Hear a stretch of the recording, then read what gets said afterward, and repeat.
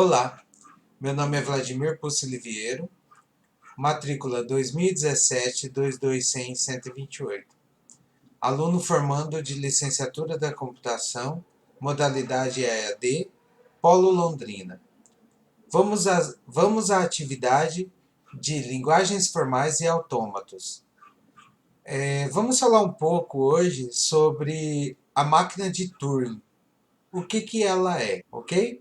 Vamos lá então. Máquina de Turing foi um dispositivo imaginário criado pelo britânico Alan Matheson Turing na década de 1930, formando a estrutura básica para fundamentar a ciência da computação moderna, concebendo a ele o título de pai da computação. Apesar dela não ter sido implementada fisicamente na totalidade por Alan Turing, seu processo computacional foi matematicamente demonstrado e provado em artigo, chamado por Automatic Machine.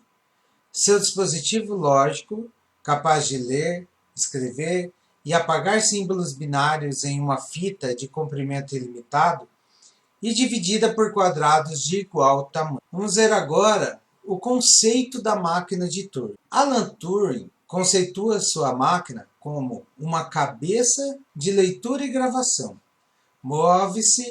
Que se move em qualquer direção ao longo da fita, um quadrado por vez, e uma unidade de controle poderia interpretar uma lista de instruções simples, movendo-se para a direita ou para a esquerda. A regra executada convencionou chamar de estado da máquina. Turing também propôs que cada algoritmo formalizado como um conjunto finito de instruções bem definidas pudesse ser interpretado e executado por um processo mecânico. As definições da máquina de Turing.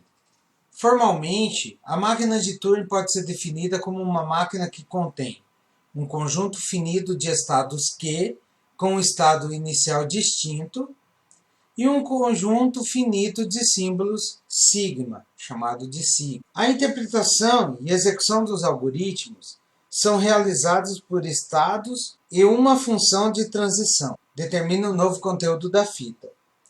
Por restrição imposta ao algoritmo, poderá ser alterado o conteúdo apenas de um quadrado por vez ou movimentar a cabeça no máximo uma célula em qualquer direção. É permitida a utilização de qualquer conjunto de símbolos para o alfabeto sigma, mesmo que a definição original tenha insistido em sigma igual a 0 e 1, pois o que torna uma máquina de Turing capaz de executar uma tarefa é a tabela de regras de transição que compõe o programa da máquina e um determinado estado inicial. Vamos ver agora um exemplo da representação de uma computação com três estados nomeados de S0, S1 e S2, e algumas instruções formalizadas no algoritmo 1. A primeira linha, vamos descrever o que acontece no estado S0. A máquina faz a leitura do dígito 1, movimentará a cabeça para a direita e permanecerá no estado S0, isso dentro da fita. A segunda linha, se for lido o dígito 0, ela parte a princípio do S0. Se for lido o dígito 0, a máquina deixará o estado S0 e irá passar para o estado S1 e escreverá o dígito 1. Na linha 3, partindo do S1, o que acontecerá no estado S1 caso seja lido o dígito 1, a máquina movimentará a cabeça para a esquerda e permanecerá no estado de S1. Na quarta linha, ainda partindo de S1, se for lido o dígito 0, a cabeça será movimentada para o estado 2, o S2, e por fim, como não há instruções definidas pelo algoritmo em estado S2, você pode ver que conclui aqui, a sua execução ao atingir esse estado, tá, a máquina ela para.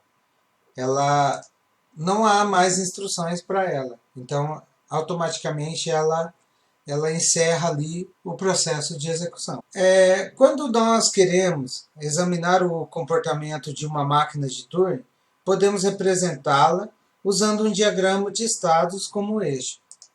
Tá? Começa representado por um círculo, com um círculo duplo identificando o estado inicial.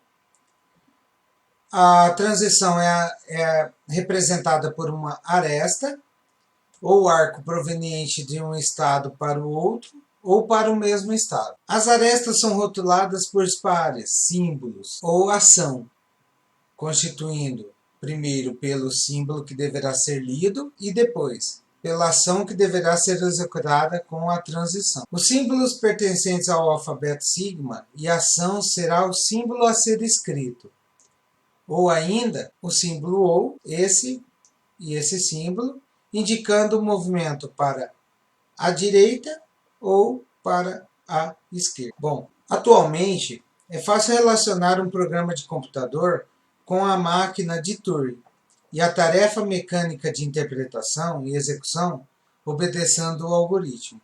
Assim, a máquina de Turing universal incorpora o princípio essencial do computador, uma máquina simples que poderá executar qualquer tarefa bem definida, desde que especificada como um programa apropriado. Por fim, Alan Turing provou que para qualquer sistema formal existe uma máquina de Turing que possa ser programada para imitá-lo, pois era essa sua procura essencial, através desse sistema formal genérico, a habilidade de imitar qualquer outro sistema formal.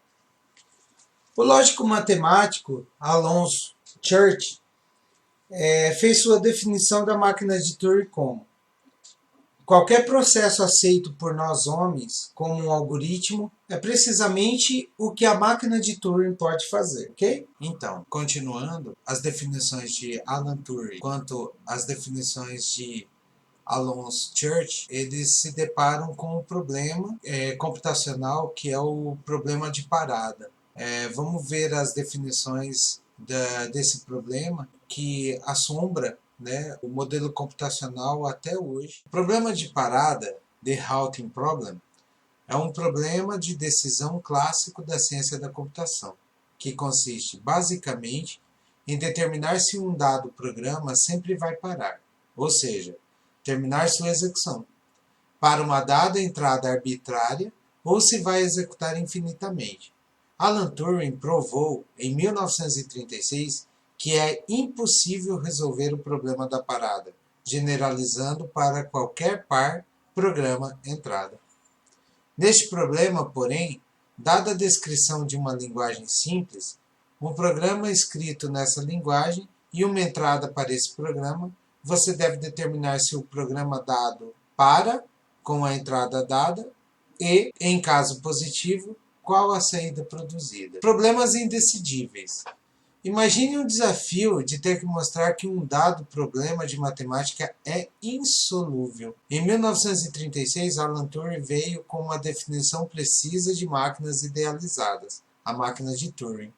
Isso viabilizou a definição exata da decibilidade de problemas matemáticos e, portanto, abrindo a possibilidade de se demonstrar que certos problemas são fato indecidíveis.